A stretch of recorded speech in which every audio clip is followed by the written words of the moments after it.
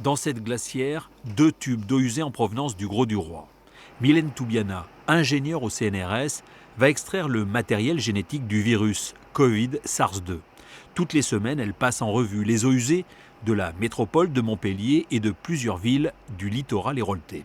On le détecte bien dans les eaux usées et c'est un indicateur de la circulation active du virus dans la population.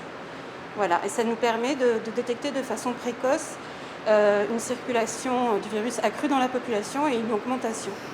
Depuis la fin mai, cette unité santé-environnement de l'Université de Montpellier, spécialisée dans la recherche en pathogènes hydriques, effectue des analyses hebdomadaires en collaboration avec une start-up montpelliéraine, IAGE. Elles peuvent à la fois prédire ce qui va se passer. Alors, prédiction, on va dire plutôt, on peut ainsi voir si le virus circule activement dans la population et donc s'il augmente de plus en plus dans la population, donc annoncer éventuellement un pic épidémique qui peut arriver, ce qui était le cas. Et en même temps, il est intéressant comme indicateur parce qu'il va nous montrer aussi l'effet immédiat des décisions on va dire, de santé publique qui sont prises, comme un confinement ou la réduction de la circulation des personnes ou le port du masque.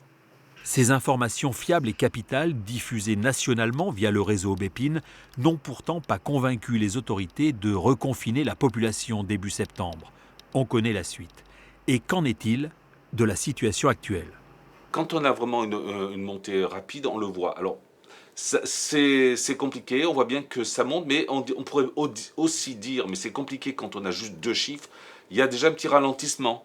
Alors, est-ce que c'est l'effet du 18h voilà. Si on voit la pente, ici, vous voyez, il y a une espèce de pente, où on peut dire là, ça augmente plus ou moins vite, et puis d'un seul coup, la pente se casse. Alors maintenant, est-ce que ce chiffre, pour moi, il sera confirmé qu'avec le résultat suivant de la semaine prochaine ?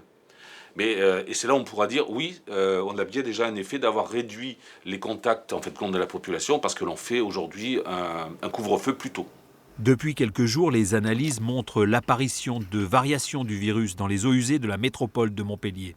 La semaine prochaine sera donc déterminante pour savoir si nous nous dirigeons ou pas vers un nouveau confinement.